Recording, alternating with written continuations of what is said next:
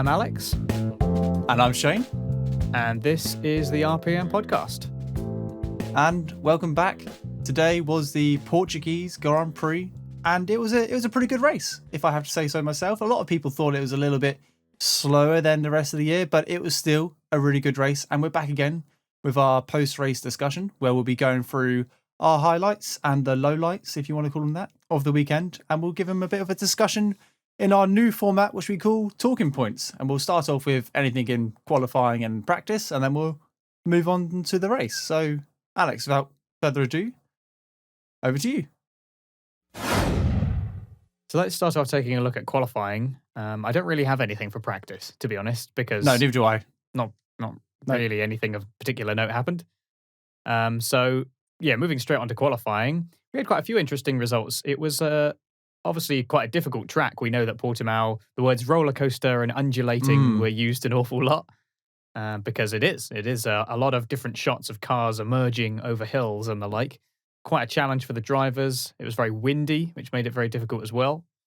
Certain cars were reacting slightly differently to those conditions. But we had a few upsets as a result. Starting with, I think it's worth saying, Valtteri Bottas, who finally gets pole. It's been an uncharacteristically bad start to the season for Bottas, who tends to come flying out of the starting blocks, but he has finally got his pole position here. 3 different pole sitters in three different races, of course, which adds to a bit of excitement. And speaking of Bottas, seeing as now we've got him, almost contending with another driver here, George Russell, who himself had his best ever qualifying for Williams and missed out on Q3 by a tiny amount. I don't know. I can't remember exactly how much it was, but it was a very small amount. I believe it was less than a tenth. Yeah, it kicked off what looked to be a relatively positive, what might be a positive weekend for Williams at the time. And Ocon also had a great result, starting P6. Alpine started to look a little bit more like a contender this weekend going into the race. His best qualifying result since Belgium in 2020.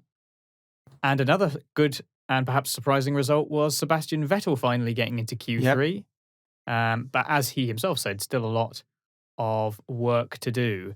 What stuck out in qualifying for you? I've got a couple more here, but what stuck out for you there? You've mentioned all the highlights, which I'm just like to reiterate. I mean, George Russell in P11, what a way to bounce back from your difficult week last time out in Imola. Very controversial with the accident, and obviously what happened post-race, and he's bounced back. He's released a statement, he's come back stronger. He says his relationship with Williams, Bottas, and Mercedes is completely fine. They've had a debrief, and what a way to reignite that hope or your position to show people that look what I can do in one of the slowest cars in the grid. I can put it into Q2, narrowly missing Q3. I mean, that would have been incredible if he got it into Q3. I would have been jumping for joy. But the thing which really stuck out for me was Daniel Ricciardo. Apart from all the good stuff, we'll go on to the bad stuff now. Daniel Ricciardo in the McLaren, I really thought this weekend, and in some aspects it was a good weekend for Daniel because his recovery drive was brilliant. He did a really good job. But the fact that he had to do a recovery drive was a shame because he got knocked out in Q1, which is the first time a McLaren's been knocked out in Q1 since 2019 Brazil, which is when Carlos Sainz got knocked out in Q1. Carlos went on to get a podium. Daniel did not. I love it when commentators do that. I'm just going to go off a little bit side tangent. They're like, oh, the last time a McLaren driver got knocked out in Q1, they got on the podium. So it must be that Daniel Ricciardo is going to get a podium today. I'm like, no, that's not how statistics work. That's not how... Okay, statistics do work in people's favour if there's a lot of data. Like, Lewis Hamilton might win this race because he's a 7-time world champion. But saying that Daniel Ricciardo might get a podium, I thought, let's just drop the statistics and actually get on with the coverage. But yeah, Daniel Ricciardo, an exit in Q1 was really not what he wanted, especially as he's trying to prove to everyone that he's getting used to the car. 3rd race of the season. I thought this might be where we start seeing Daniel come alive a little bit, but equally it is a track where we've only raced at once in the last couple of years. So maybe that should happen more towards Spain, a very familiar track next week. A lot of testing's been done in Spain before, so hopefully we'll see a little bit of improvement. But that was the shocker for me that Ricciardo was so far down the pecking order. Yeah, it was a really poor result, and he was understandably very gutted. I believe he was keeping with Norris's pace on the mediums. It was on the softs that he really suffered. Got stuck in traffic at one point, which probably didn't help, but overall was just simply not fast enough. He said that Zach Brown had told him to chill out, dude, which sounds like a very Zach Brown thing to say, Yeah. because it was only race 2, and obviously now it's race 3. I also expected to see Daniel pick things up a little bit here, and obviously, like you say, good recovery drive, but shouldn't really be seeing a McLaren starting from P16. It's not 2017. We don't want to see a Yeah. McLaren starting in P16.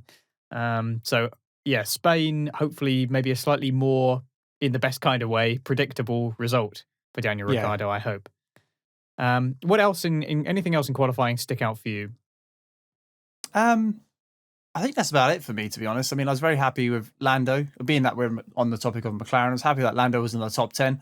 I kind of expected a little bit better, but Carlos did a really good job in pitting that Ferrari in P5. Definitely, we've seen this across the field actually, that a lot of cars have qualifying pace, are really set up for qualifying, and then as soon as it gets to race day, they're impacted by the wind, their variant tire temperatures, their variant track temperatures, and they just fall down the grid. You can see that with a handful of cars throughout the weekend. Carlos being one of them, they did a fantastic job in Saturday and just slipped down the grid a little bit on the Sunday. But it's good to see Lando up there as well. And obviously got And a no really good one was finish. that Sunday deficit more apparent than for George Russell, who you already mentioned missed a Saturday. When Yeah, that happened, especially with Latifi struggling down in 18th, I think he started. yep, I was thinking, well, maybe that Williams isn't really that bad. Maybe it's actually an all right car, and if you can just put it together in the right way, it actually has a lot of potential because he was still a reasonable distance up the field. This field is obviously much closer this year, but it yeah. gives you a sense that the car does have potential. But then when it came to the race, it just didn't happen. And we can discuss this more in a bit, but yeah, that was a very very common story across the field from Saturday to Sunday. Is like you say, people could tie it together for one lap, but then as soon as they had race pace and tires and wind and all the rest of it to deal with, it shook up the grid even more. Mm. I think it's exciting to see the Mercedes and the Red Bulls constantly fighting to the very last lap of the very last session. Throughout the whole weekend, we've had Max stopping a couple of practice sessions, and then Lewis showing his face, and then Bottas obviously went fastest of the lot of them at the end of qualifying. It just goes to show how close these cars are. Max didn't have a brilliant lap on his final run, which is why he was 4 tenths off the Mercedes. But throughout the whole weekend, they've been nip and tuck. There's been nothing between them, and we saw that during the race as well, which is why I'm so excited about the rest of the season. Because actually, yes, we may have had a slightly more predictable race this week, but actually, seeing Max fight the Mercedes and the Mercedes struggling to fight Max was a really positive sign that actually qualifying is going to play such an important role. Because if you get a track where it's a little bit more difficult to overtake, that's where the points are won. I would have thought that Lewis was pretty gutted that he couldn't repeat his Q2 lap because he got in the 117s. Yeah. It was a 117.968 in Q2, which is an absolutely blistering lap, and he couldn't And quite it was repeat 4 tenths off that in Q3. So yeah. So it was very, very, it was very, very good lap in Q2 that couldn't be repeated. I think that that leads nicely onto my first talking point, really, which is probably the okay. most obvious one for this race, which is obviously the Verstappen Hamilton battle and how it rages on. Both drivers made some excellent moves today, not least on each other, Yeah. and showed just how fierce that battle is. Yes, Hamilton has won the battle here today, but definitely not won the war by any stretch of Absolutely the not. imagination. Verstappen finished about 29 seconds behind Hamilton after stopping. Obviously, he stopped for softs. Hamilton decided not to go for it in the end. Now, at this same track last year, Verstappen was about 30 seconds behind Hamilton without stopping at the end. So that shows just how close it is between these two and Mercedes and Red Bull in general. So we saw right on the restart, obviously we had a safety car, and on the restart, Verstappen just caught Hamilton napping. I think Hamilton just wasn't ready for Bottas to get going. I think maybe he thought he was going to take it closer to the line, and he was still weaving a little bit as Bottas had gone. Verstappen took full advantage, but then realised he had to back off ever so slightly because he couldn't actually pass him until the line. And then Verstappen took him there. And then later on, of course, Lewis managed to get back on him, did a notably quite aggressive move into turn 2 where he kind of blocked him off. And I kind of knew that he was going to do that. I knew Yeah. that, Hamilton was going to repay the favour from Imola, essentially. We saw a fantastic battle between these two, but it was Hamilton that came out on top. And I think that he demonstrated on Sunday exactly why he's the defending champion. And Yep. it was a masterful performance. Like, Hamilton knows exactly what the rubber that he's on is capable of.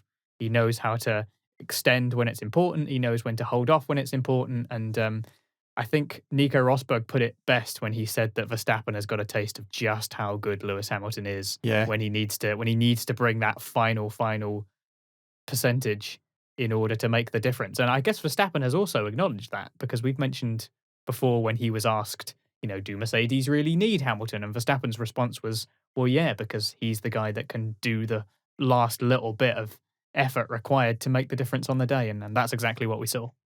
Yeah, like you said, Max has mentioned it before, and now it's coming back to the kind words he said is coming back to bite him, because Lewis does have that extra 5%. It does have that concentration, that skill. I mean, the overtake I thought was absolutely brilliant. We've seen a lot of overtakes going down the back straight, but actually the overtake was it was done going down the hill, and they were so far on the right-hand side. I didn't think any of them were going to make it around that corner, but they both managed to keep it on the track.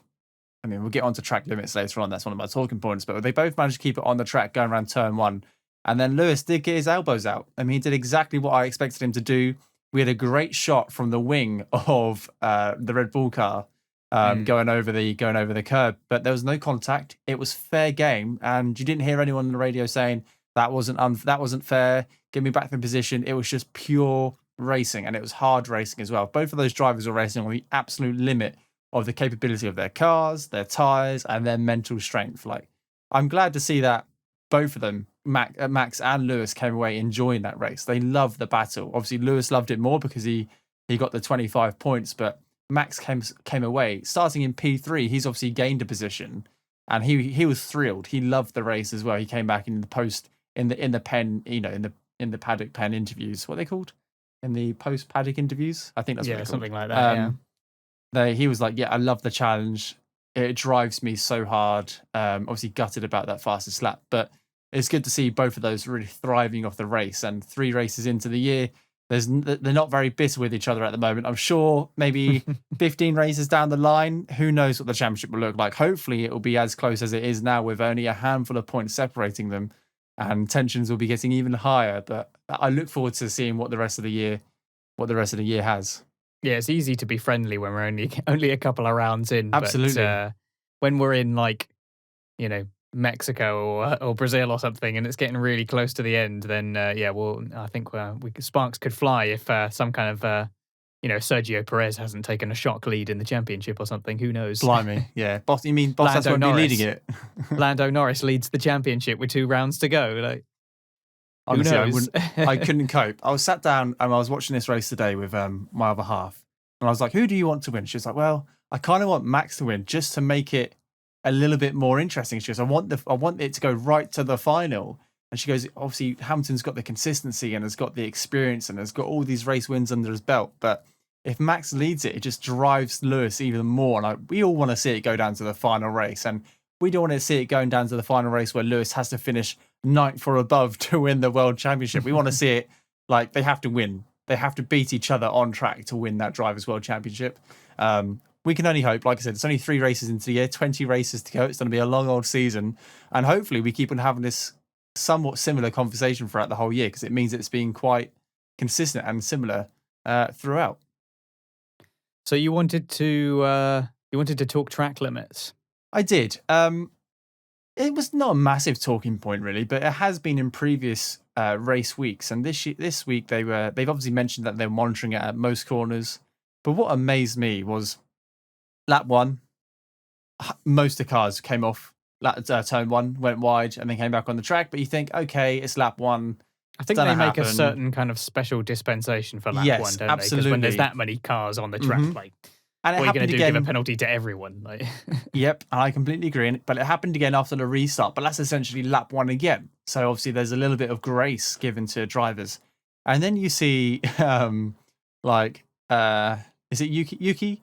He went quite wide on turn one, Gasly was going quite wide. The Haas drivers, or Mazepin was going quite wide, turn one, to the point where they were receiving like a couple of warnings and were right on the edge of receiving a penalty. Tsunoda definitely was. Yes, and it just takes the mickey, really. I mean, for such a massive, it's a huge corner, but you can't track extend it by 4 or 5 meters, which is what they were doing at some point to carry through the speed. And or by track extending, they were technically looking after their tires a little bit more because they weren't having such of a narrow corner, if you get what I mean. But I just track limits.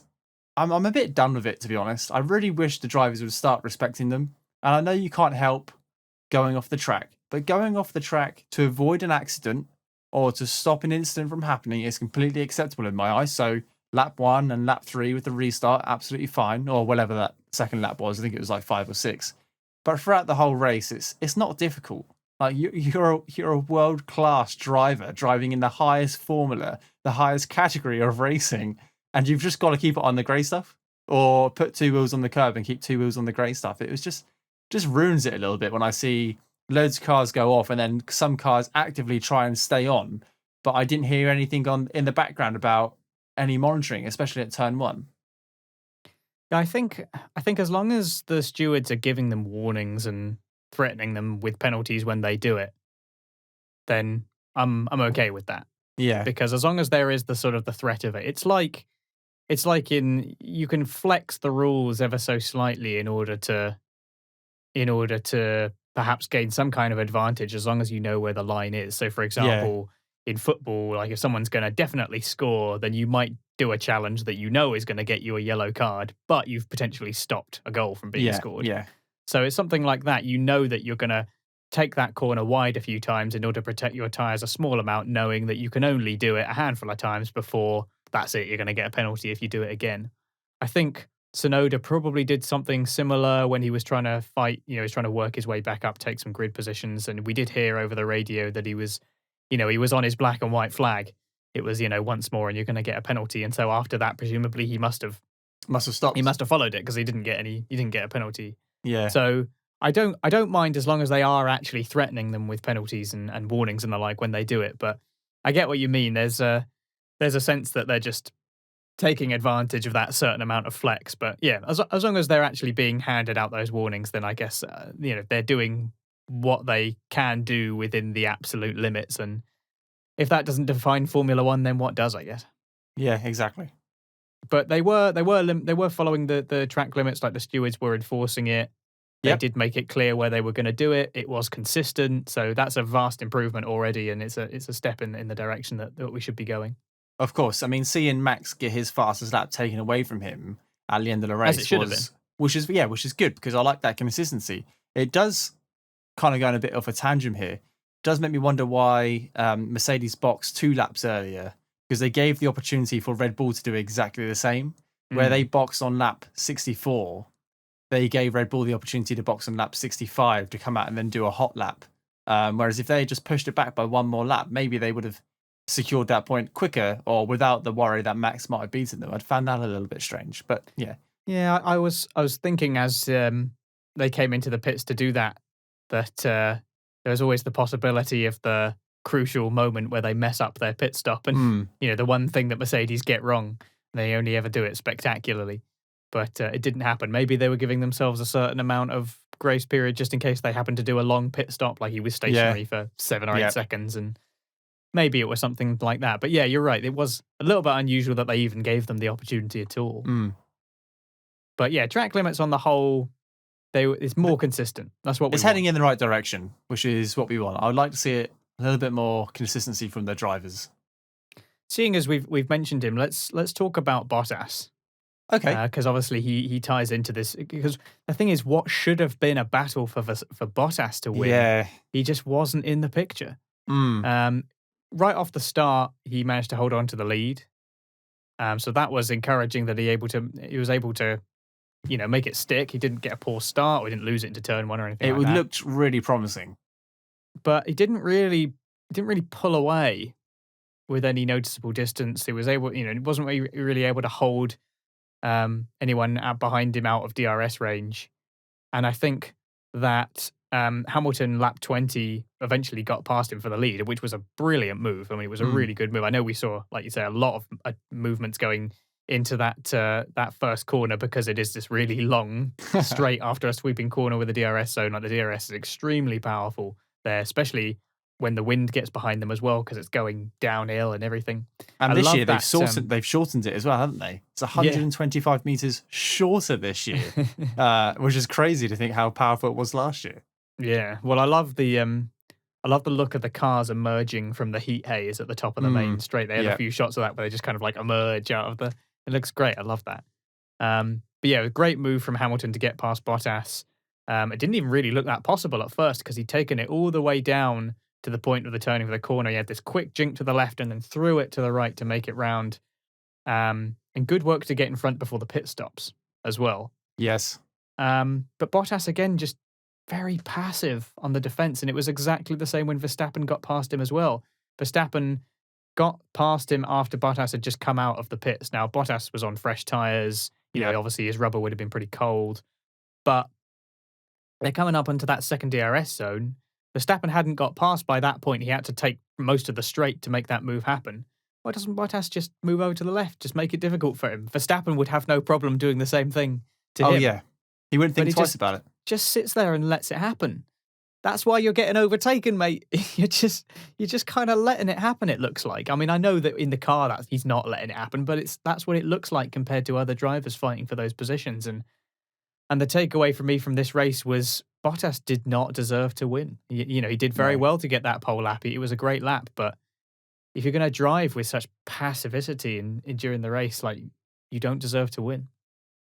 No, I agree. And this was one of my talking points. So I'll just go through a couple of the highlights and the lowlights of what I wanted to talk about. So, yeah, he did a fantastic job on Saturday. Let's not take that away. He came from the ashes of the last 2 weeks and from a terrible, couple of seasons, and really he stuck it on pole, which was a massive statement. It was a great statement. Would it have been faster? Well, obviously we know it wasn't faster than Lewis's Q2 lap, but you've got to do it on the day at the right time to get pole position, and that's exactly what Bottas did. And the engineer came over the radio and said that was hard work. And Bottas was like, yes, but we've been training. We've been preparing for this. He's not afraid of hard work. And I don't doubt that at all. He's been putting in what seems like thousands of hours into like mental and physical preparation for this season. But you're going up against the best in the world. So you've really got to be the best in the world. But he still seems remarkably kind of calm despite the amount of pressure. I mean, credit to him for that. He does have a lot of mental strength. It doesn't seem like he kind of necessarily capitulates in some big way. It's more just that last little element of je ne sais quoi, something special that allows him to really be aggressive and really fight when he needs to hold on to those positions that he's just not doing, that someone like Verstappen or Hamilton will do. Yeah, I mean, I completely agree. He hasn't shown any signs of, he hasn't wobbled at all, has he? He's still quite in control of his emotions and his thoughts, especially coming off the back of last weekend. He handled himself very well. But like we said previous times on this podcast, no points for Saturday until the sprint races later on in the year. But that's a whole different situation. Not many points, though. Not many points, but it's a whole different topic. And I'm sure we'll talk about that at some point in the future. Points are won on Sunday. And he started off in the best position. And he needed to finish P1. This was his time to shine. We've had Lewis win. We've had Max win. In the other order, we had Max win and then Lewis win.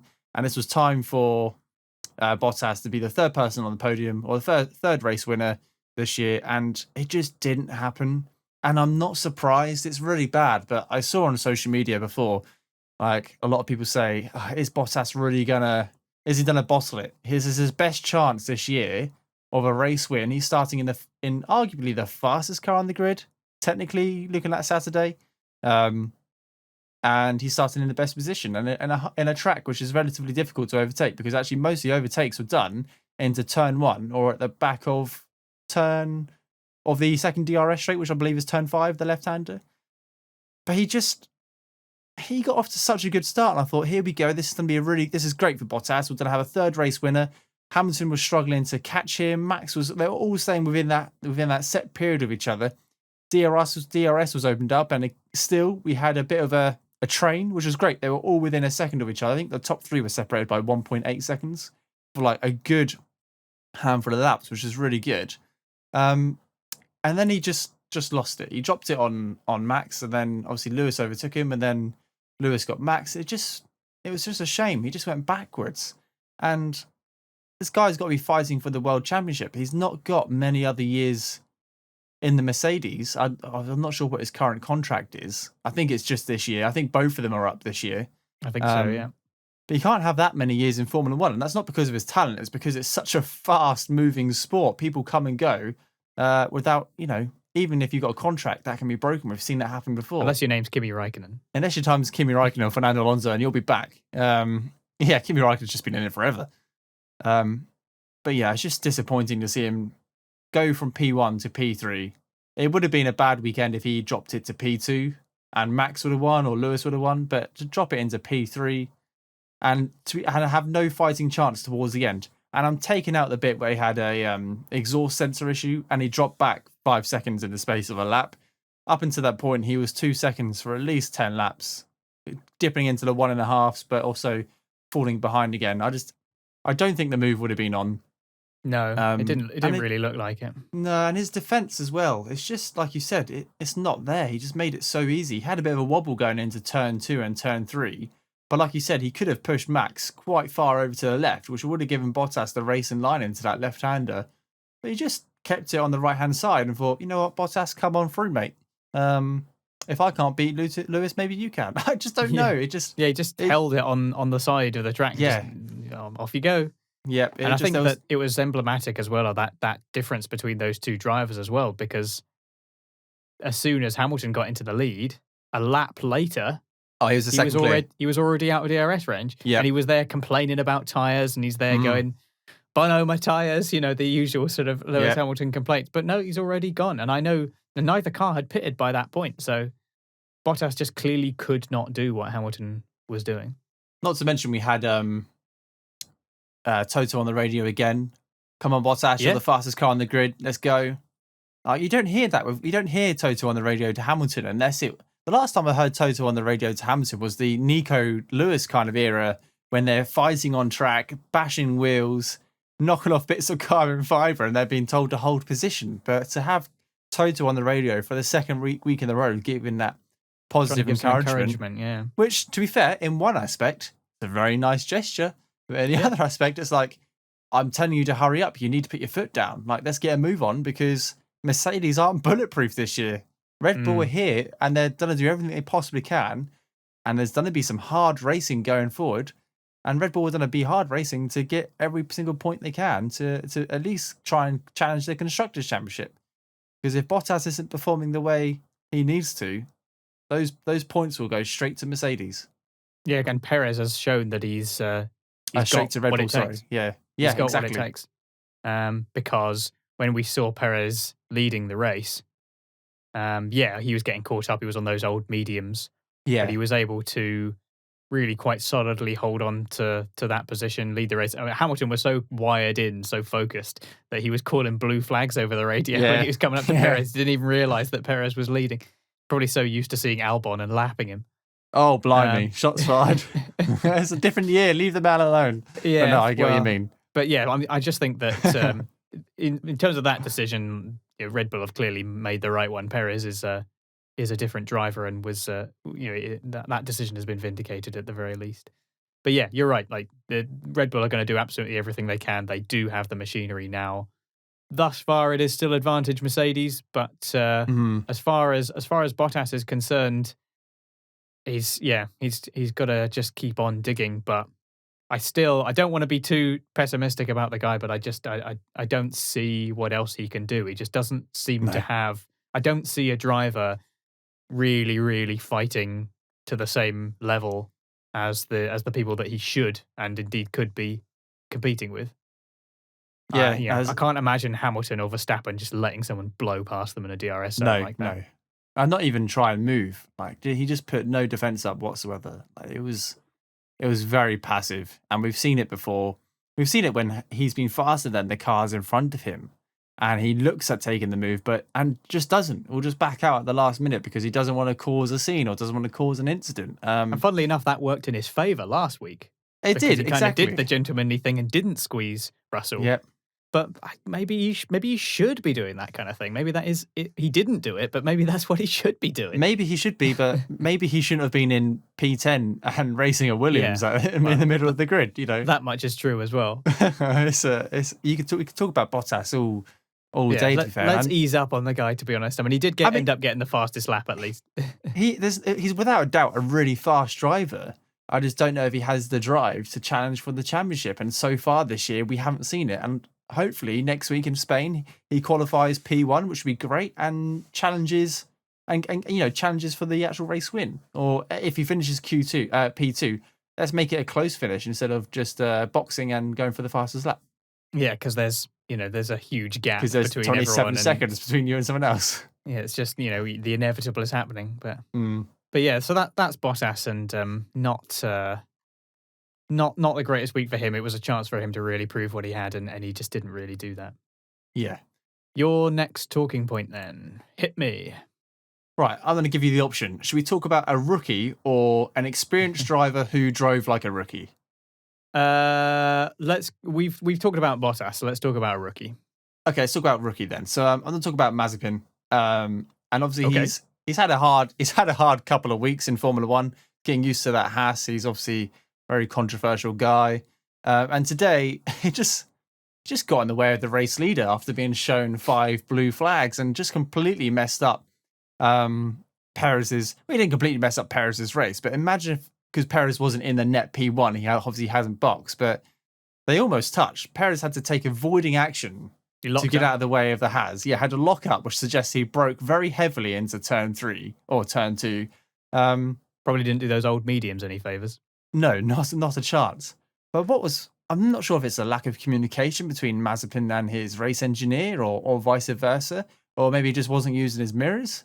But it was such a schoolboy error. And I know he is a schoolboy in the sport. He's a rookie in the sport. But also, when you come into the sport, there are a certain amount of rules which you have to be clued up on. He's not exactly new to motorsport, is he? Exactly. So if you've been shown 5 blue flags, you know there's a car coming behind you. And that's 5 blue flags. That's 5 corners. So this was the previous lap he was being shown blue flags on. He would have seen Perez on the pit straight. As soon as he went down the hill, he would have seen the Red Bull in his rear mirror, not rear mirror, in his wing mirror. But just decided to continue with the corner like he was racing for the win. It was absolutely ridiculous, and I don't want to hate on the guy too much, but what a rookie mistake! That was awful. It was a strange thing to do. I mean, imagine if that was Lewis or Max. Yeah, there was a possibility that could have really had quite serious implications for the race. I mean, he did get a 5-second time penalty for ignoring blue flags, but not that it would have made much of a difference because he was a whole 1 minute behind to the back of the grid. I think he had to pit again. He did. That's why he was so far again. He pitted again because he was clearly struggling. But that gives him a point on his license as well, doesn't it? So another 11, and one of my bold predictions will come true. Well, we've got a lot of races to go, as I keep on saying. Well, if at the moment he's averaging enough points for that to happen, so we'll see. We'll see. Yeah, it's just a schoolboy error, and I don't really know why his engineer wasn't like, get out of the way. Yeah, that's the race leader, get out of the way. Because we had a similar situation in qualifying where he was just a lack of communication between him and his race engineer didn't allow him to have a push lap. So again, not necessarily his fault, but just some rookie mistakes coming from the team and the driver.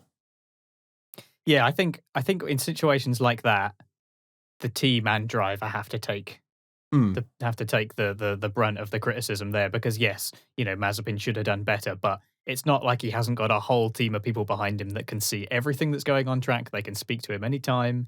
We're not aware of any radio issues or anything. Like the race engineer should be right on him and say, the race leader is behind you. Just get out of the way. We're not racing for position here. So Mazepin did a silly, but what's going on with the team as well? They should be just telling him what's going on, get him out of the way. Obviously, we're not privy to that radio, but something similar happened later on in the race. You had Schumacher and Latifi racing each other, and it looked like a pretty good race. And then obviously the race leader were coming up, and Schumacher pulled right off the racing line and actually went on to the curb, and then dropped 2.5 seconds behind Latifi. So maybe there is that communication there, maybe there isn't, but one driver managed it, another driver didn't. It's just, let's get that consistency. Like, you're going to be in for a tough ride this year, but let's not make any schoolboy errors, because it's going to don't make your make it life a more lot difficult harder. for yourselves. Yeah, exactly. What was your one about a pro who drove like a rookie then? Kimi Räikkönen, who yes, just of course, yeah. decided. Did you not get that when I said it? Yeah, to be honest, I don't know why it didn't come straight to mind. Fair but enough. now, yeah, it's obvious now that I think about it. Yeah. What a rookie mistake, talking about Yeah. rookies. Just drove. I mean, when I saw the wing come off, I thought, oh, someone's gone for an overtake. Bits are flying off. I thought, oh, this would be juicy. No, it was just Kimi Räikkönen, who later on has turned around and said he was moving some settings on his wheel and just drove into the back of his teammate. I mean, Giovinazzi was very lucky not to get a puncture, to be fair. Yeah, that could have ended both cars' races, essentially. Yeah, it's on lap 1 as well. They hadn't even reached the checkered flag, like the start-finish line. They were still on lap 1, which is a shame. And also a bit of a scary moment for Kimi, because he had that wing tucked underneath his underneath the nose, and the tyres were had contact with the concrete, but didn't look like he was able to control that car left or right. And we've seen before where I think it was a Toro Rosso had its wing underneath its front wing, his wing underneath its nose, and he couldn't move left or right, and he just went straight into a barrier. And especially with the changes in track elevation in this track, had an accident, didn't really have much control over that car, and then went down a hill into the gravel. Luckily that gravel was there, otherwise he would have hit that wall pretty hard. Who knows? But yeah, schoolboy error from the most experienced driver on the grid. It was quite funny when I saw it, because when on the first viewing, I couldn't tell that the wing was, because I think part of the wing was also under one of his wheels. That's yes, also it why was. he Yeah, couldn't turn as well. But I didn't see that on the first showing of it, so I thought that he damaged his wing and just couldn't be asked, and was like, yeah, oh, it did look like that to begin with. I'm not going to do this. I'm just going to park it. But that wasn't the. It's kind of like, do you remember Monza last year, where Sebastian Vettel had a brake by wire fail? Oh, And he, yeah, like, went straight through those the polystyrene block. And I first saw that, and I was like, he just doesn't care. He's just had enough. I kind of wish that was the case now. It's much funnier. But no, it was he just couldn't do anything, could he? He couldn't do anything about it similarly, and ended up parking it. And there was quite a bit of debris on the track. And something that we don't see very often is the safety car went through the pits, and obviously all the cars followed it through because of all the rubbish that was on the track that had to be cleared. They went round a little bit longer than was expected. There must have been a lot of debris out Maybe there. they were just double checking, because it happened in a really good place for the marshals. Like the fact that all the cars could drive through the pits, it means that all the marshals on the track were completely safe. And I think they said like 15 or 20 of them all ran onto the track with their brooms and picked up bits of carbon fiber and started sweeping. But yeah, the safety car went on for what felt like 3 or 4, potentially more laps. And it was the Sky lap team 7 the safety car ended. Blimey, so we had 6 laps of safety car, 5.5 laps by the time it was actually deployed. But the Sky team I was listening to confirmed that the car was actually moved out of the way by lap 3. So we had like 3 more laps of just going around in a circle. I'm not sure if they had something else they were looking into, or whether there was more debris on the track, but it just felt like a long time. But yeah, I found that quite funny that the most experienced driver on the grid made one of the rookiest errors today. It did look ridiculous on the replay. Yeah. You just see him just drive into the back of his team. Yeah. Did he fall asleep in his car again? That is Kimi. But not a great weekend for Alfa Romeo in general, really. I mean, Giovinazzi finished. Let's have a look here. 12th. So yeah, still no points on the board for Alfa Romeo, is it? I think that they still come away with this with no points, and they must be feeling a little bit gutted, because I think they were feeling like the car probably had a bit more potential this year. So hopefully it steps up for them. Giovinazzi wasn't able to quite get into the points, and Raikkonen probably might have been able to do that. We saw that he did some pretty magical stuff here last year when the conditions were tricky. So bit disappointing for them. And I think, like you said, very, very lucky that both cars weren't taken out by that. Yeah, it could have been a short race weekend for them. They could have been in Spain already. We've seen lighter touches cause problems for both cars, haven't we? Yes, yeah, we have. Yeah. So very, very fortunate. Okay, so I've had 2 points there, so I'm going to hand over to you. What's your next one? Okay. Yeah, let's talk a little bit about Aston Martin. Okay. because Okay. Good. they were pretty underwhelming Mm, despite some positive showings. I think they've got to be pretty concerned in general here, the amount of money and resource that's been pumped into that team, and they're looking decidedly average, aren't they? yeah. Sebastian Vettel did very well to get into Q3. That was some signs of some positivity, not just for him, but for the team as a whole. He himself admitted that there was still more to do, but it's going in the right direction. Stroll, I'm not sure what really happened with his qualifying. I think he just didn't have the pace. Car was struggling in general. He started P17. Now, fair play to Stroll because he did 39 laps on those soft tyres from the Mm, beginning. It's a fantastic stint. He was up in P7 at one point. Great tyre management from him. He did really, really well. Unfortunately, it didn't really pay that many dividends for him because he ultimately only came out in P14. Stroll actually managed to get past Vettel for P13, but that was about it for Aston Martin, and they just seem to really be languishing in the lower midfield still. Um, they just weren't really lighting up the timing sheets. They didn't really have the edge on any of their competitors in any of the sectors. The only positive to take out of that was Stroll's tyre management, really. Vettel didn't really yeah. hold on to any of his positions, ended up finishing P13.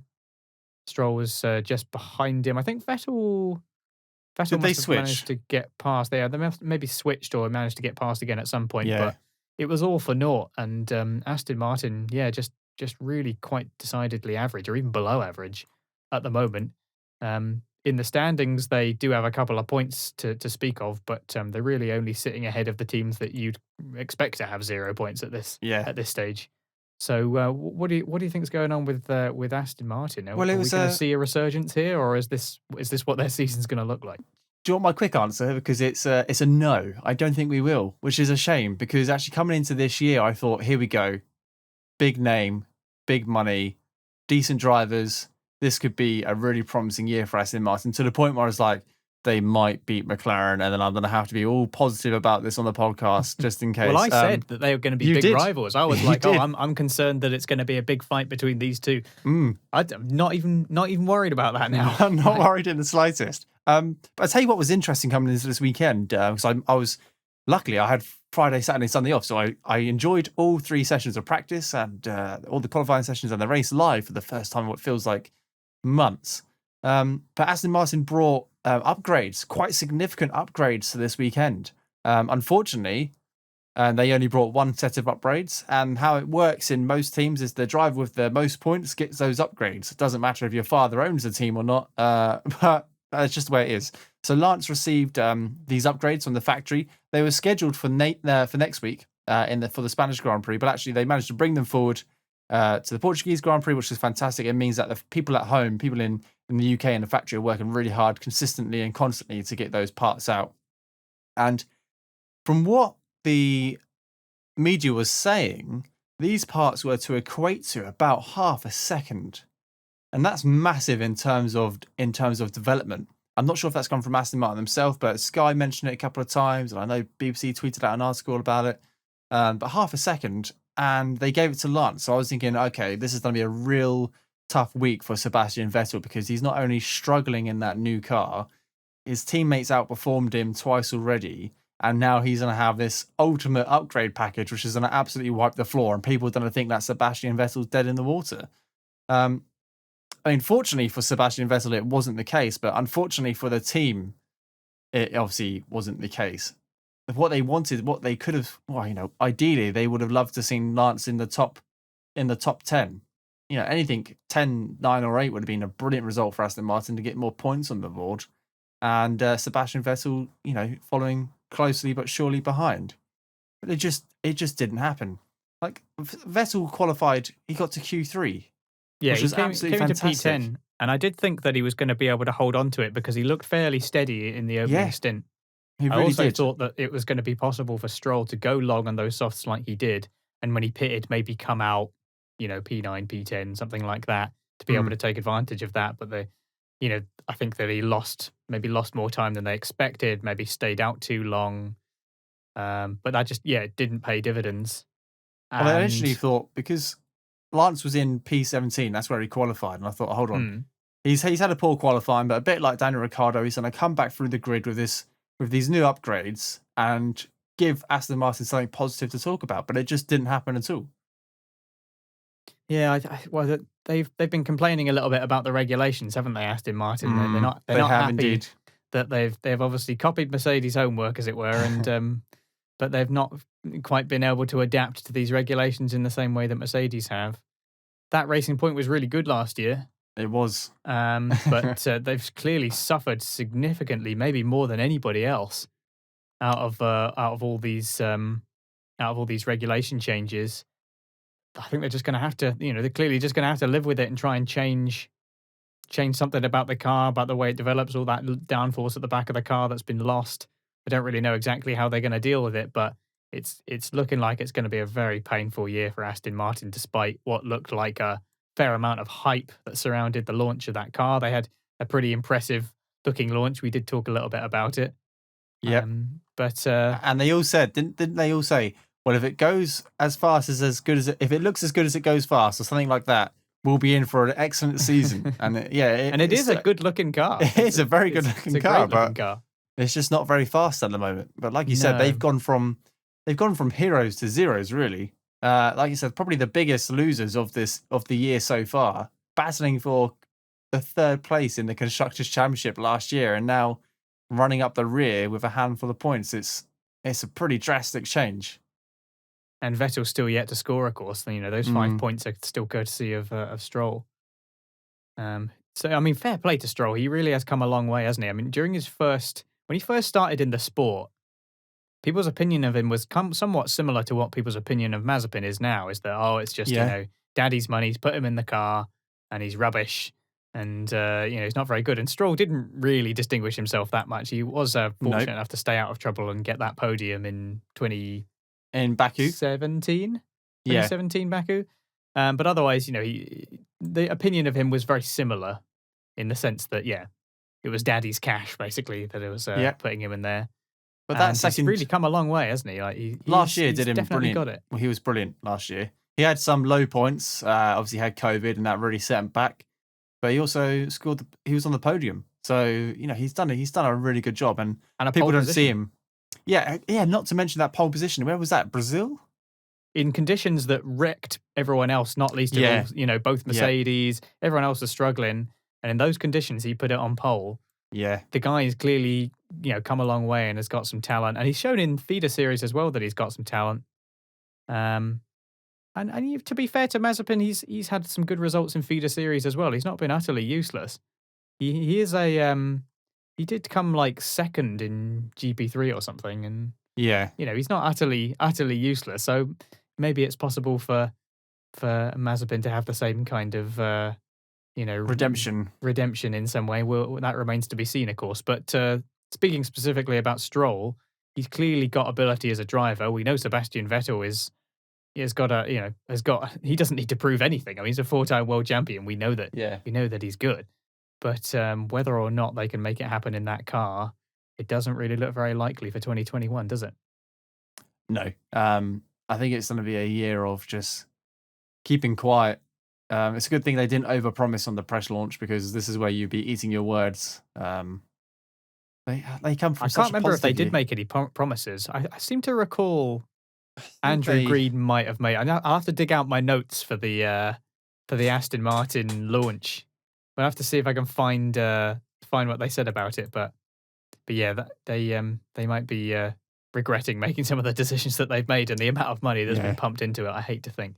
Like you said, they've just copied Mercedes' homework, and now the marketing scheme's been changed. Yeah. So they've copied the wrong car this year. They were mates with the adjudicator, and now he's gone on gardening leave, and they got somebody else in. Some temporary woman's come in, and she's gone, nope, not you this time. But yeah, poor showing from Aston Martin, and it's only made worse by other teams doing some fantastic stuff, like Alpine this weekend. Brilliant. Let's take it. Let's give them credit where credit's due. Both Esteban Ocon and Fernando Alonso drove a fantastic race, especially Alonso towards the end. He was rapid. But it just does not do that Aston Martin team any favours when they're compared against every other team in the field. Like, they finished ahead of an AlphaTauri. That would be Yuki Tsunoda, who's a rookie. the Williams drivers and the Haas drivers. Mm. That's when we say best of the rest, that's usually like Norris and maybe Carlos Sainz or Leclerc. This is best of the worst. Like, it's not a title you really want, is it? That's all I've got to say about Aston Martin. Just a horrendous start to the season, and I don't know, maybe they've got the money to continue developing. It's whether they put it all together in time to make a meaningful impact for the rest of the year. Yeah, well, we'll see whether or not it goes on as the season goes on. Now, to balance it out, I'd like to make a whinge about McLaren. Oh, go on then, because I've got something to say about McLaren as well. Okay, I've said it before. Maybe it's the same thing. Okay. Which is that McLaren, they should be happy in general with the result today because Ricciardo made a good recovery drive and Norris was stalwart as ever. That's that's a top 5 finish in every single race. Yes. So absolutely brilliant stuff. Yep. Oh, but the pit stops are just absolute rubbish. Absolute They're so bad. Rubbish. So it was 3.3 seconds for Norris. Yep. And 4.8 seconds for Daniel. Now, when you're fighting in the top 6, obviously Daniel wasn't, but the ideal for McLaren is that they're fighting in that top 6 and trying to work their way back into the top of the field. That is not good enough. That is a huge amount of time to be losing when the DRS on this track is incredibly powerful and the gaps between all of the cars has been tightened so much up to this season. They need to practice their pit stops or something. I mean, Daniel kind of overshot his pit stop slightly, I think. But that shouldn't cost the team 2 seconds. But they should be prepared for those eventualities. They should be doing what Red Bull are doing, just slamming in every pit stop, 1.9, 1.9, 2.0, 1.9. That's what they need to be able to do if they really want to be able to compete. 3.3 is to put it, very politely, not very good. 4.8 is rubbish. 4.8 is pants to resist the urge to be incredibly rude on the podcast. So please, McLaren, practice sort it out. Bleeding pit stops. Yeah. It's tough to watch, isn't it? Because you see Red Bull and Mercedes come in. Red Bull with the sub 2 seconds. Mercedes with the consistent 2.3 every single time. Consistent. They don't want to risk any more tenths just in case they make a mistake. But they get it out within around 2 seconds every single time. Williams, apart from exactly the howlers, but and when they do mess up, it's a good 35 seconds. So they make due for the rest of the year. They make a show of it at least. Yeah, exactly. At least we can take the mickey out of them properly. But this is just pants, like you said. It's just 3.3 seconds is a very slow pit stop, and that's under normal racing conditions. I expect every single team to be able to achieve a pit stop within that 2 second, within that 2 point something. Less than 3 is kind of what you expect at absolutely. The very least. But then 4.3 seconds, even with Ricciardo overshooting the box by half a foot, it's not very good at all. And like you said, it's such a catastrophic amount of time to lose during the race. When you're fighting for the midfield and fighting for points, you can't be chucking away 2 seconds in a pit stop. That's multiple positions. That's the difference between coming out in clear air or coming out behind 2 cars racing each other, and now you're stuck in dirty air with cold tyres with no hope to overtake. It's a real shame. Ricciardo might have had another position if it weren't for that by the end of the race. It might have been P8 instead. And like you said, we've got to be very subjective. It's a podcast, but we are McLaren fans, and I'm glad you mentioned it because we've mentioned it before, and I will keep on mentioning it if they don't improve. Because I'm sure McLaren listen to our podcast. I'm sure they do. Eagerly awaiting our criticism. their media guy is listening right now. But, for such a team which has come so far in the last 5 years, they've gone from being at the back of the grid with the worst car and the worst engine to putting it at the top end of Q3, fighting for podiums, legit podiums, which is fantastic. They can't be chucking away a couple of seconds at the pit stop. Luckily today, it was a one-stop race. The tyres were very hard for the track. If Pirelli decide to go the other direction and make the tyres quite soft in the future, if you end up having 2 pit stops a race, or if you end up having a safety car in a pit stop, which they did do in Bahrain, which they did do, you still can't afford to lose that amount of time because it does stack up. You could be a net 5 seconds down by the end of the race just because your pit stops were a couple of seconds slower than everyone else. So not good enough. No, must try harder. But hopefully they'll get better. Any more talking points you wanna put down? I've got a little bit on Mercedes and Red Bull, and obviously we talked about that at the beginning of the podcast in their qualifying battle. And a lot of people have said on social media, oh, it was a very boring race. Was it? We've had the top tier teams race each other very hard, and then within a couple of seconds of each other throughout the whole race, apart from them going for fastest laps at the end, but they're within a couple of seconds of each other. They're fighting on the edge of the capability of those cars. This is what we wanted to see. We don't want to see Lewis storm off and be 30 seconds legit ahead of P2 like it was last year. There was a net 4.5-second gap between Hamilton and Verstappen Yeah, near towards the the end end of of the the race, race. it was like 4 seconds, 2 seconds. Yeah, exactly. That's the area in which really anything can happen. It only takes Yep. one person to go a bit wide, but get one corner wrong, and that Yeah. could be them losing a place. That's what we want to see. Exactly. Yep. And it just goes to show that these teams, I don't know who's got the upper hand this year. Currently, Mercedes are winning in both championships, but that's not to say that Red Bull haven't got the better package. It might just Especially mean when that. we've seen so many championships where over the course of the season, Red Yeah. Bull catch up. Yes, Well, now Red exactly. Bull have become in being like we've Equal. got maybe the edge, but at the very least the machinery has got equal capability. Yeah. And If they it's improve still at the all for rate they play have for. done in past, it's going to be a very, very good season. Mercedes are very lucky. They've got Lewis Hamilton, all that experience, all that skill, split-second decisions being made, 7-time world champion. That's what's keeping Mercedes afloat at the moment. That's what's just about keeping them ahead of Red Bull. If Red Bull and if Max and Perez get a little bit quicker, blimey, we're in for a treat. But I just wanted to highlight, just because Hamilton's won this race, it does not mean he's going to win every single race this season. This is going to be a very close battle. And like you said, I hadn't even thought about this. Red Bull in the past have made significant upgrades towards the middle and end of the season, where at the end of the season, we're like, they're just as good as the Mercedes now. We could have had a title fight. They've come in on an equal playing field. It could happen. It really could happen. But there again, all the rules are changing at the end of the year. So Toto Wolff was asked today by Nico Rosberg, what percentage of your resources are being used to, look into next year's car, or how much are you developing this year's car? And he gave a very good answer by avoiding the answer and asking another question, because I don't think he wants to give those details. Because if 3 months ago he might have been right, we need to focus on next year's car. Let's park this year's car. We've got a really good car. He might not be thinking the same way right now. They have got a very good car, but they might have to just put more time and more resources to make it bulletproof in every single way. But yeah, Red Bull and Mercedes, it's going to be juicy to at least for the next couple of races. If it stays like this, it's going to be fantastic.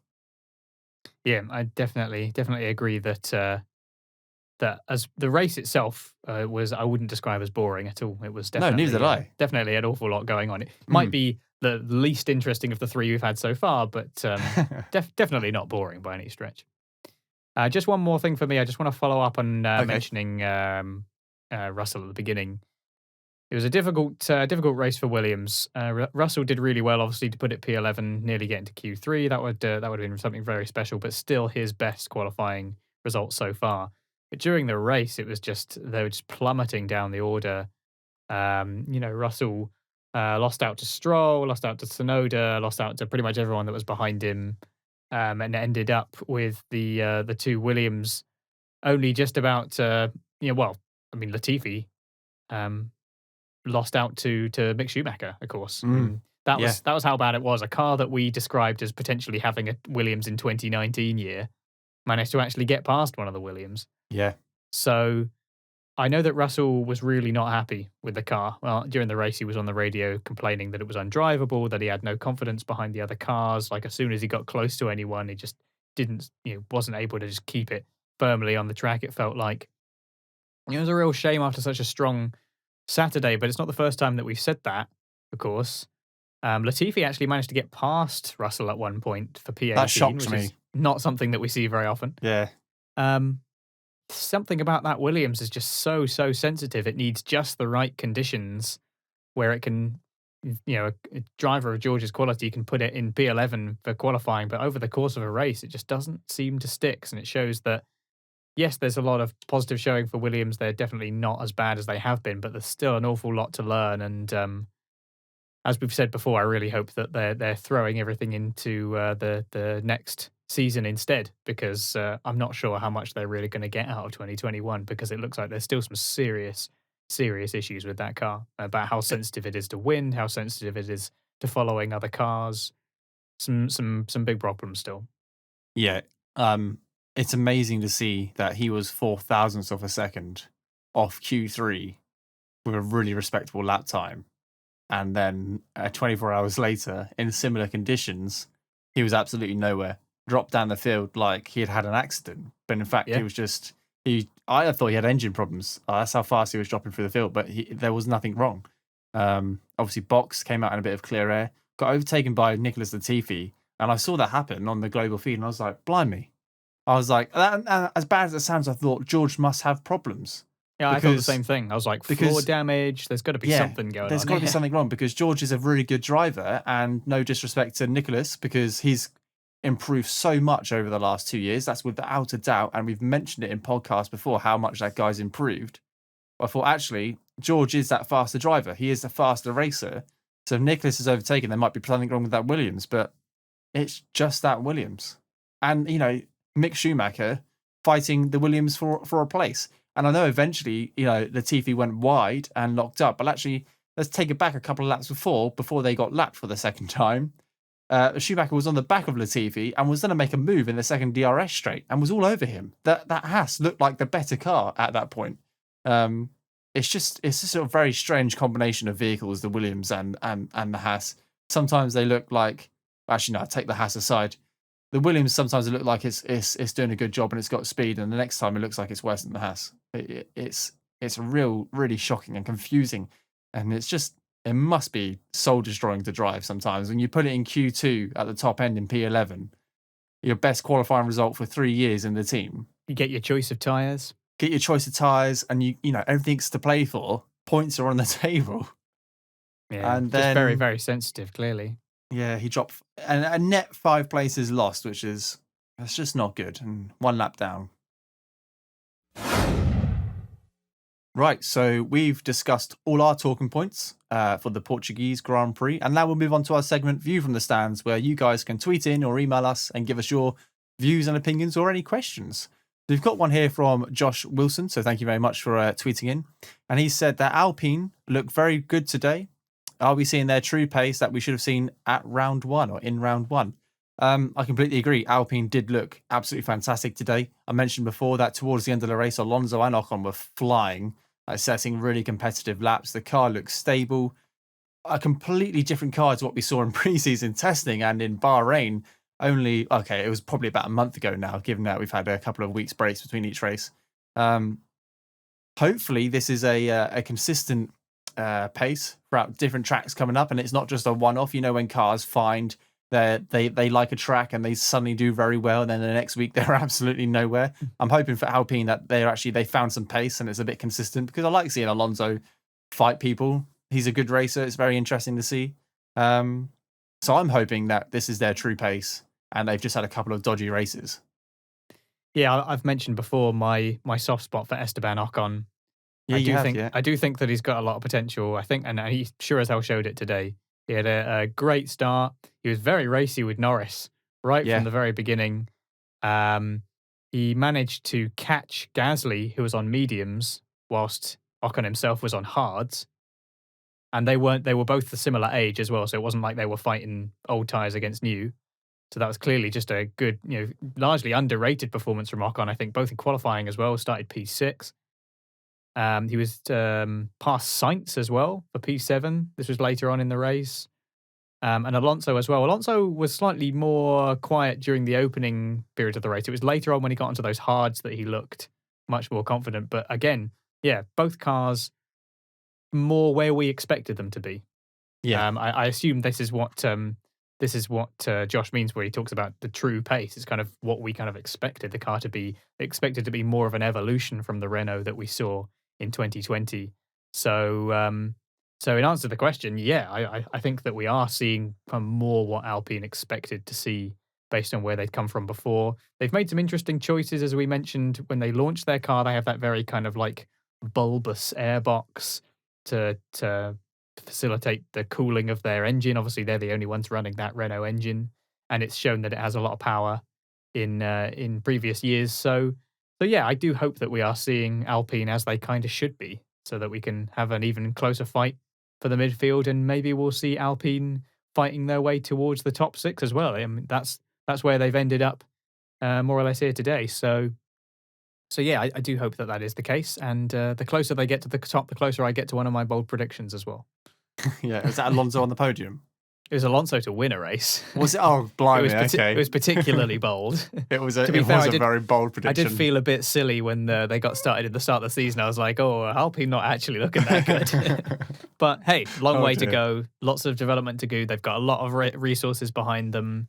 We'll see. But thanks very much, Josh, for your question. And then we had repeat contributor Riley Gale 18 getting in touch on Twitter as well. They had a couple of thoughts to share. I'll just read these out in order. So they said, worst Grand Prix so far, Bottas not a title challenger, and Red Bull need a little more improvement. So taking those one by one.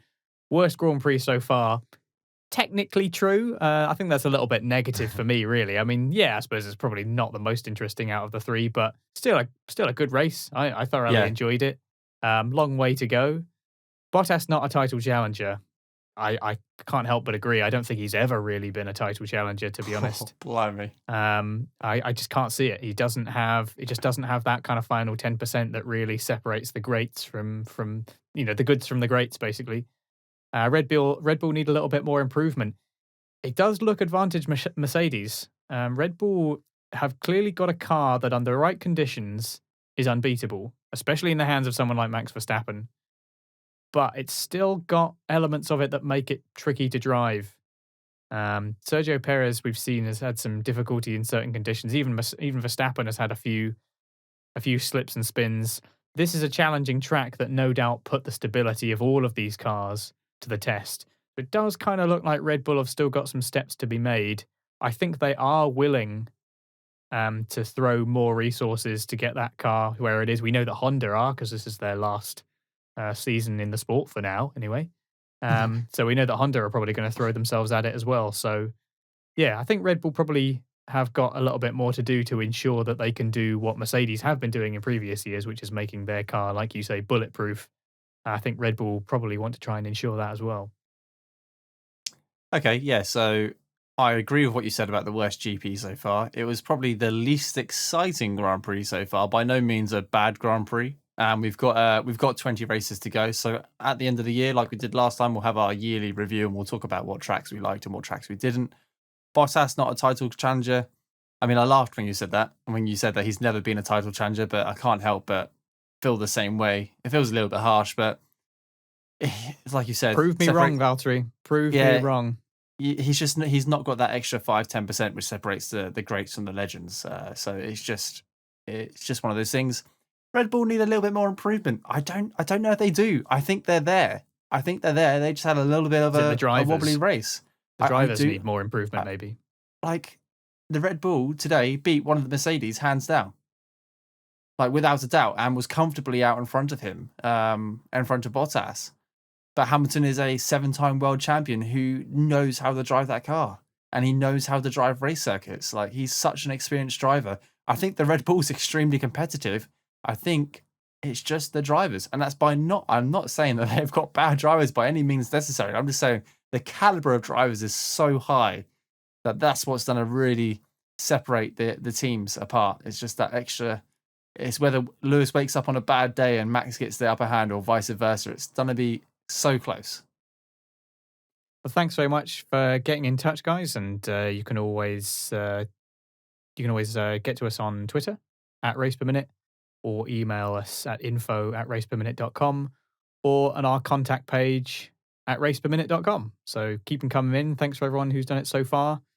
Get in touch and we will discuss them on the show. That leads us to driver of the day and championship standings then to close us out. Now, difficult one, driver of the day this race, because it was there was a lot of mixed results. And I've said before that I like to use my driver of the day to maybe highlight really great performances that aren't always talked about as well, because I think it's easy to say Hamilton, for example, who went from being in a position where it looked like, oh, maybe early on in the race, it was like, oh, maybe this is Bottas's chance to shine. Can Verstappen continue to hammer home the power of Red Bull this season? But Hamilton was just, other than his being caught napping at the restart, he seemed pretty flawless overall. My honourable mentions, though, I do want to give for Alonso, who he looked a lot more comfortable than anyone else on hards. Was able to capitalise on those struggling near the end of the race to make up a healthy number of positions, but he was a little bit static and unremarkable for about 75% of the distance for me. Honourable mention for Ricciardo as well, who ended up grabbing a couple of points for McLaren after a pretty gutting P16 start, so that was a good recovery.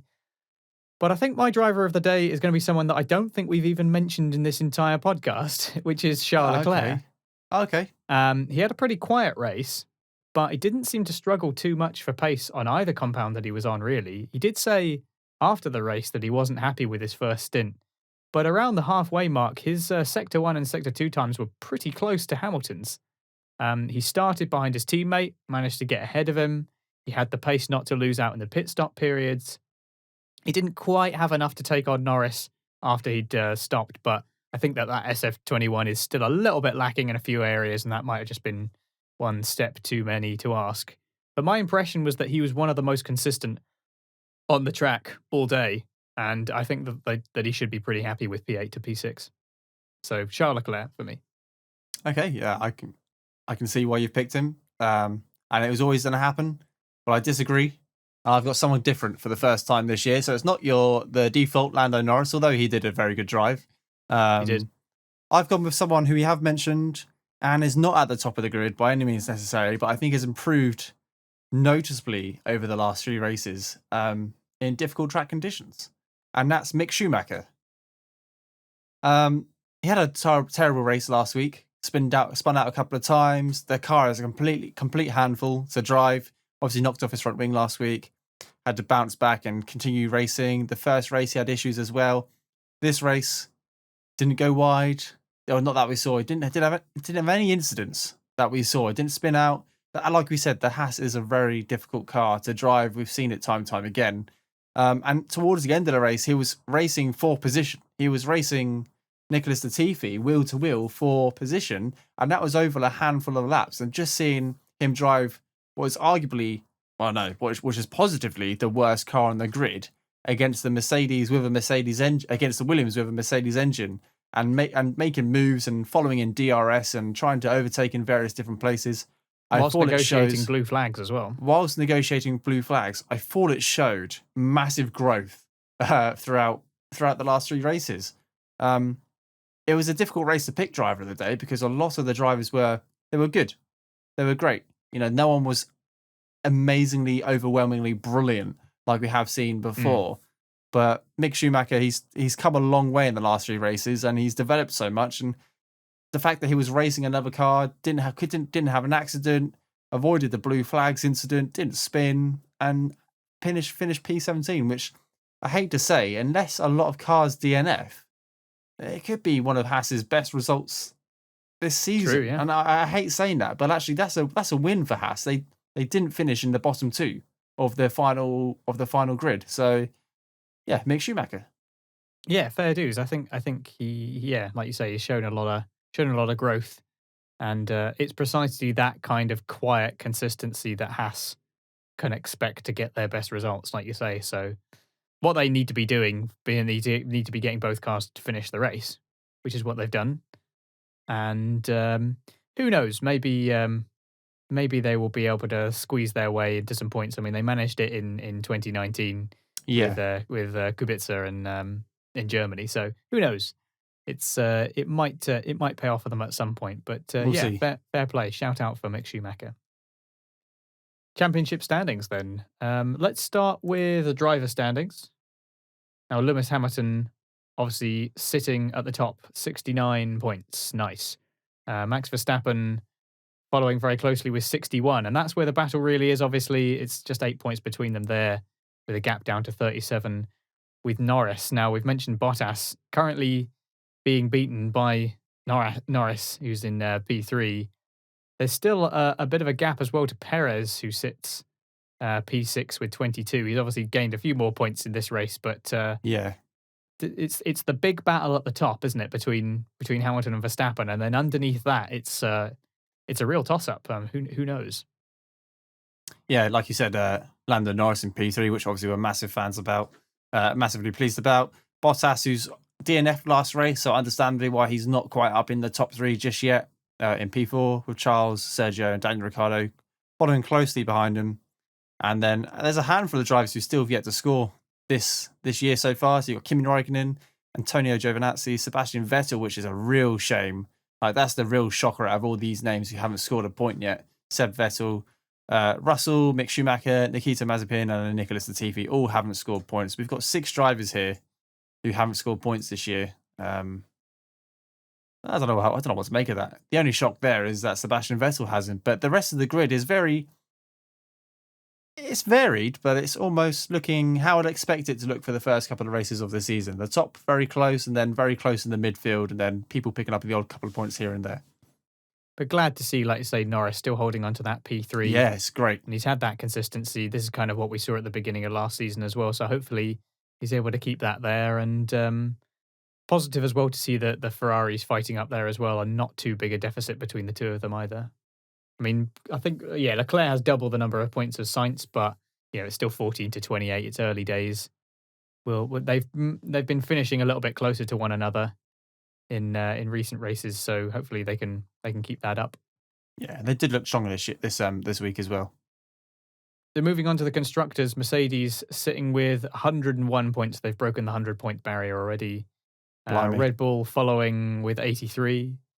McLaren still P3 with 53 points. Ferrari close by 42.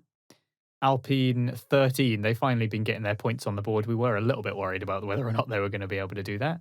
They were having an Aston Martin-esque kind of season to begin with, weren't they? But they've managed to just regroup and find the pace. I feel like AlphaTauri have got to be pretty gutted.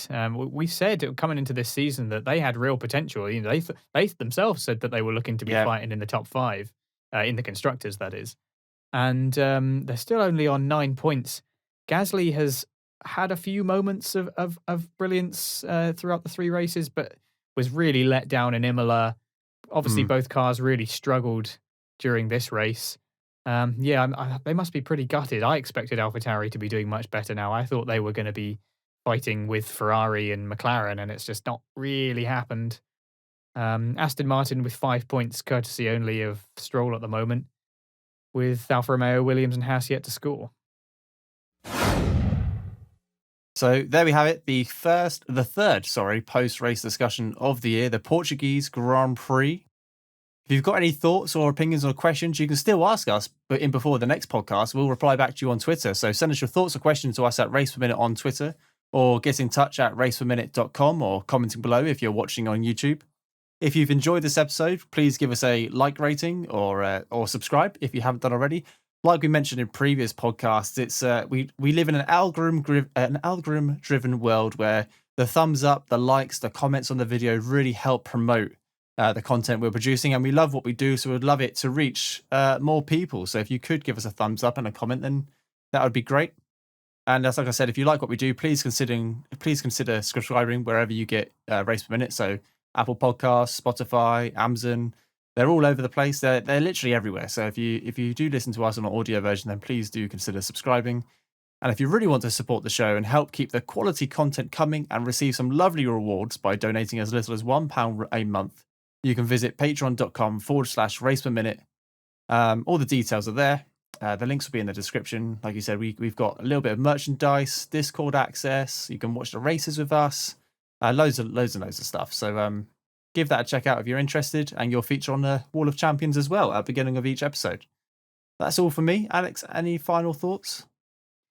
Well, I suppose we got Spain to look forward to next. I say that with some trepidation, as Circuit Barcelona de Catalunya obviously is not known for having the most thrilling race. They've altered the track slightly, haven't they? They've altered turn 8, is it? It's at the end of the DRS zone.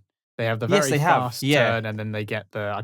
I'm probably getting the corner number wrong, but they've like made it slightly wider and more sweeping rather than a short, slow corner. How much difference that will make to Formula One, I don't know. They really should just get rid of that last chicane instead. Yeah, But exactly. I mean, there's already a purposely built bit of track there to avoid that last chicane. So I don't know why they just didn't just take that piece of road instead just of use add that. the Just chicane. use that bit. Yeah, but we'll see how We'll that see. works Yeah. out.